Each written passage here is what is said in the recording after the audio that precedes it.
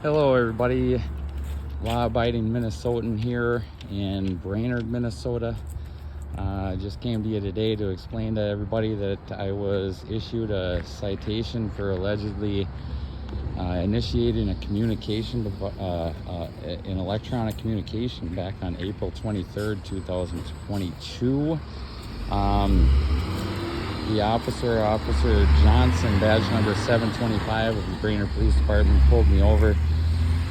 And after I had just got done activating a hands-free navigation system, which I'm allowed to do by law, and issued me a citation for initiating a communications device, I was under prosecution with the city attorney for 6 weeks before I finally got the case dismissed on June 1st. And right now, I plan on recording my experience of walking into the Brainerd Police Department to FOIA request the police report from the incident, as well as the dash cam and body cam footage, just to make sure, you know, if a city attorney drops a case, there must be a reason, and all they put on the reason for my written dismissal, I just went to the city attorney to ask for something in writing saying my case was dismissed, so that there's not a warrant out for my arrest if I don't show up to the scheduled arraignment that was scheduled for July 5th. So I got that in writing, and all it says is prosecutor discretion.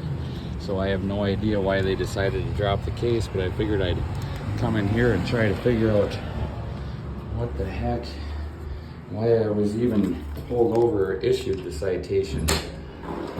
So, public entrance, office hours. Hello, how you doing? Good, good. I came to request some public information. I have it in writing, just handwritten here. I don't know if you have a particular form or if you do, but let me take a look at what you've got. Okay, if you can just stamp received on that, and I can get a copy of that. I'm looking for Officer Johnson, badge 725, a citation he issued back on 4/23 at about 6:48 p.m. And I'm just looking for the police report and any dash cam and body cam footage associated with that stop and citation. Okay. I'm going to give you our actual form. I'll make a copy of this. We can attach this to that. Okay, can you mark it received? Sure. Okay, perfect. Or if you just want to mark received on the whole form, my form will have a date for you to sign. Okay. We'll do both ways. Okay. The link and then the way that won't work very well. I appreciate you being professional. Some people I just down at the judicial center, and they freaked out about my stuff. I said I appreciate you being professional. They just down at the judicial center, and they freaked out when I walked in there with a. Oh, with your camera? Yeah. It's no big deal. Yeah. So if you could just fill this out for me, and then I'll check your driver's license. We may have to. I'd rather not give my. So you just want public data then? Anonymous. Yes. Okay. Yes. Okay. Yes. That's fine. Yes. Does this give me how you want to be contacted? Yes. Email. Okay. Yep. All right. Well, we can just attach this to there then. Okay. Perfect. And if I could get a copy of that, to show that you received that. Sure. Sure.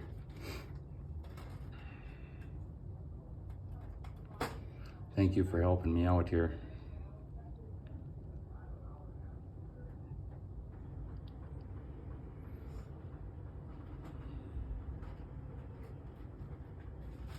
And so it's just the email that you want it sent to? Yeah. Okay, just a copy of the police report. I see that you're asking for squad and video, dash cam video, that kind of stuff. Yep. Those files are generally too big for an email if we can release them. They usually have to go on a disk. Okay. Are you the subject of the data? I'd rather not. Okay. So the reason I'm asking is because it makes a difference as to what you can get under the statute. Sure. Especially when it's body cam footage, only the subject of the data can access it. So. Oh, really? Yeah. Only the subject of the dash cam video can. So I can't make it. Not of the body cam video. Of the body cam video. How about the dash cam? That's not my area of expertise. I would have to refer you to somebody else on that. Okay, but an anonymous member of the public cannot get body cam footage? Not generally. It Not- depends. It depends. Every situation is different. Every case status is different. Okay. Like I said, that's not my area of expertise. I would have to refer you to somebody whose it is. Sure. I think that'd be public information that I could get under the Freedom of Information Yes. Under Minnesota's version of that, whatever it is. It's The Data Practices Act. Yep. yes, Government Data Practice Act. So hopefully I'm able to do that anonymously. And if we can't provide that to you, we'll provide you an informational statute as to why we can't. Yes. We'll give you all that Yes. information. Thank you. That's written in the letter Okay. too. Yep, Just you'll go get ahead all and that contact information. me if it's redacted or withheld or anything. Absolutely. We'll let Okay. you know. Okay. Thank you, Miss. You're And very who am I welcome. speaking with? Pardon me? Who am I speaking with? My name is Cheryl. Cheryl. Okay. Thank you, Cheryl. You're welcome. Yep. Have a good day. You too. Yep.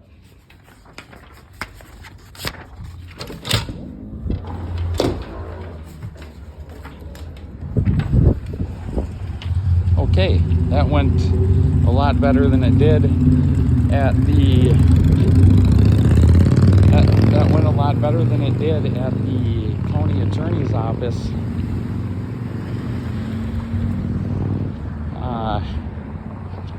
The judicial center, they wouldn't even allow me to bring a camera in there, and they cited a judge's order that forbids electronic devices in the courtrooms.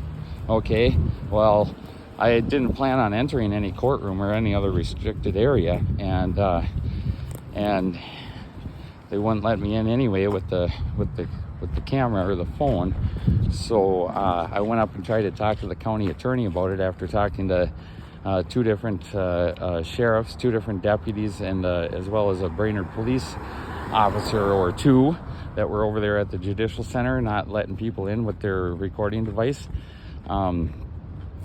It's a public building. I understand not being allowed into the courtroom. As there's court records, people can get access to that information, and there's some, I understand why that is, but just to enter the judicial center of the building, the hallways, the other offices, other than the courtrooms, we should be allowed to record whatever we can see from publicly accessible areas in there. That's a fight for another day. I tried to talk to the county attorney about it. He wasn't in, but I will be giving him a call or stopping back to the judicial center and seeing what I can get done about that, because whatever you can see from a publicly accessible area, you should be able to record.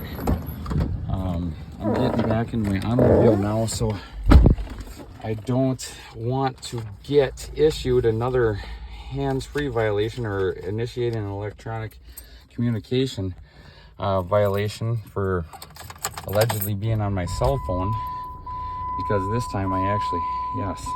And so I'm going to go ahead and end this recording. I'm going to get out of here because I'd like to remain as anonymous as possible. I don't have any coverings on my face or eyeglasses or a hat or anything like that. I'm not trying to cover up my appearance at all. I'm not trying to hide from anyone or anything. I just prefer to on these videos, or when I'm interacting with these government agencies or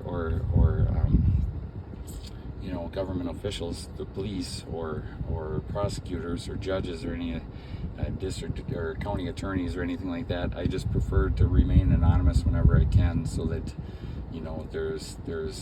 they still know who I am. I just don't want there to be any retaliation. I'm not breaking any laws here. I'm just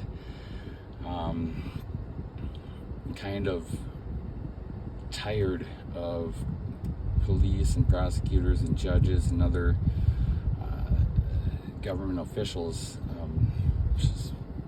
for lack of a better term, violating our rights all day, every day across the country. So I just made a request for the police report and the body cam and dash cam footage from when I was stopped back on April 23rd, and I believe it said they had up to 10 days to get that information to me, or with the explanation why they redacted or withheld that information.